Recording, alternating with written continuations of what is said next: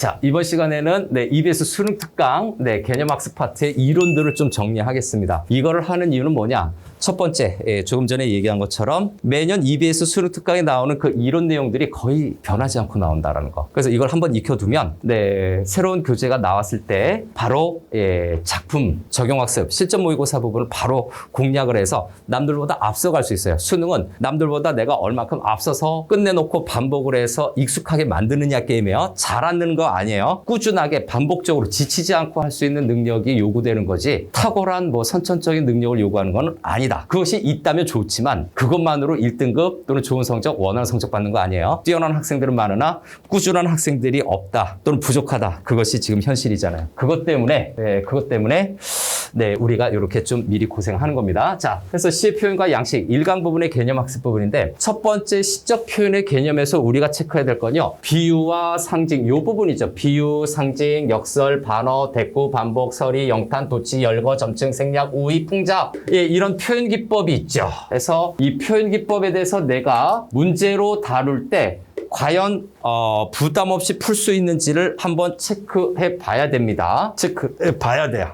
자, 그래서 이 시적 표현 기법에 대해서도 좀 체크해야 되고, 그 다음 정서에 대한 형상화라고 하는 부분이죠. 이 형상화 부분은 언제든지 나올 수 있는 거잖아요. 여러분들 아마 2학년을 거치면서 문학을 할 때 대부분 이걸 체크했었을 겁니다. 지금 사이드 날개 칸에 있는 부분이지요. 자, 형상화라고 하는 것은 추상적 대상 또는 관념적 대상이죠. 추상적 대상의 요거 1번 이렇게 맞출까요? 구체적 형상화를 좀 더 추가해 놓으세요. 구체적 형상화라고 하는 것을 이미 내신 파트에서 공부했었을 겁니다. 바로 이 부분이에요. 자, 저기 형상화 있는 저 부분에 대해서 추상적 대상의 구체적 형상화가 아주 자주 출제됩니다. 이 부분은 내신뿐만이 아니라 수능에서도 자주 출제가 되는데 그 97년도 수능에서 황진의 시조 동짓달 기나긴 밤이 출제가 되지요. 거기에서부터 추상적 대상의 구체적 형상화는 이미 다뤄지고 있었다. 무려 몇 년 전? 25년 전에 이미 물어봐지고 있었던 개념이에요. 요건요. 그래서 형상화라고 하는 것이 어떻게든 출제가 될 텐데 사이드 날개 칸에 보니까 무슨 내용이 있습니까? 분명한 형체로 나타나 있지 않은 것을 다양한 방법이나 매체를 통해 구체적으로 실감나게 그려내는 것을 뜻한다라고 얘기를 하고 있어요. 그래서 여기서 추상적 대상이라고 하는 것은 분명한 형체가 없는 거죠. 형체가 없는 것을 구체적으로 나타낸다라고 하는 건데 요거는 실감나게라고 되어 있어요. 실감나게라고 하는 것은 바로 우리가 배웠었던 5가지 감각, 시청, 미후, 촉각의 5가지 감각에다 공감까지 육감이죠. 육감으로 표현을 하는 거라서 이 형상화 문제는 요 6가지 감각, 시청, 미후, 촉의 육감으로 표현되는 양식에서 저 추상적인 것을 잘 표현했는가 여부를 따지는 문제가 출제가 될 수 있어요. 어렵지 않습니다. 그 다음에 공감각까지. 다음에 시적 표현의 여러 가지 효과 보겠습니다. 요거는 여러분들이 그냥 배경 지식으로 알아두면 되겠죠.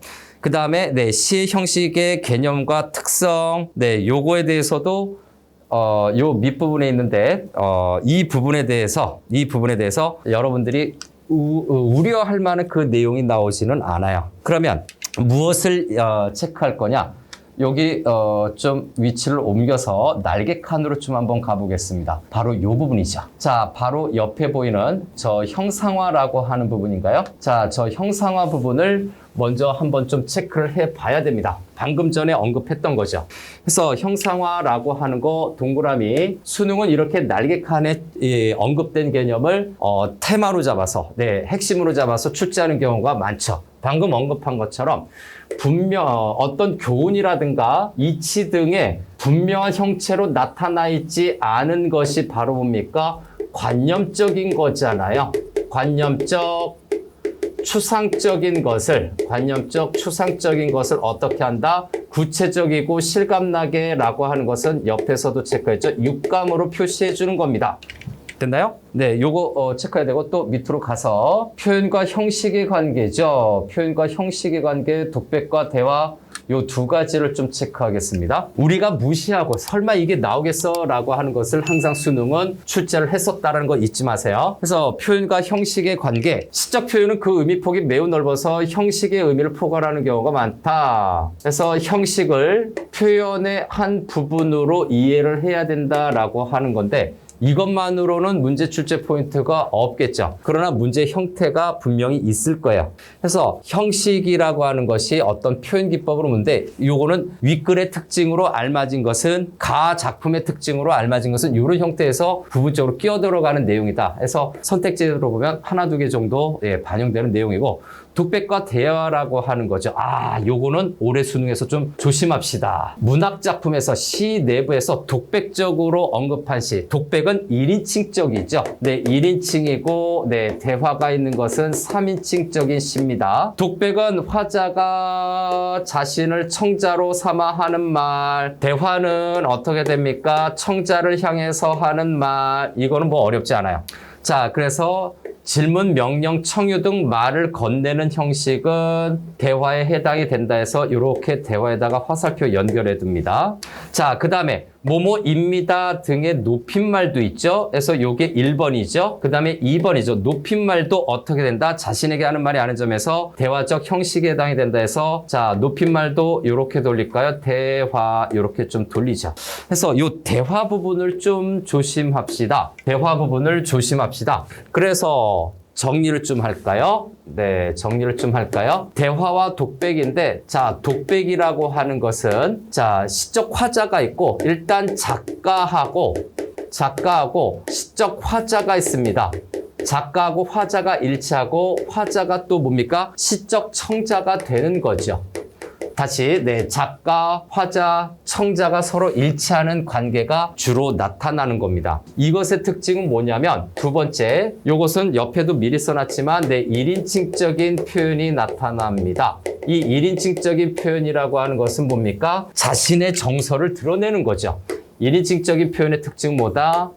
자, 화자 자신의 정서를 어떻게든 드러내고 있다. 거의 직접적으로 드러내는 경우도 있겠죠. 자신의 정서를 드러내는 것. 그 다음 요렇게 독백적인 것은 어떤 겁니까? 네, 고백적이거나 또는 자아성찰적, 고백적, 네, 성찰적, 네, 반성적인 성격을 띠는 경우가 많죠. 반성적인 성격이 많습니다. 그래서 이런 거에 그 4번에 이 독백적인 작품의 대표적인 예시 작가가 누구냐?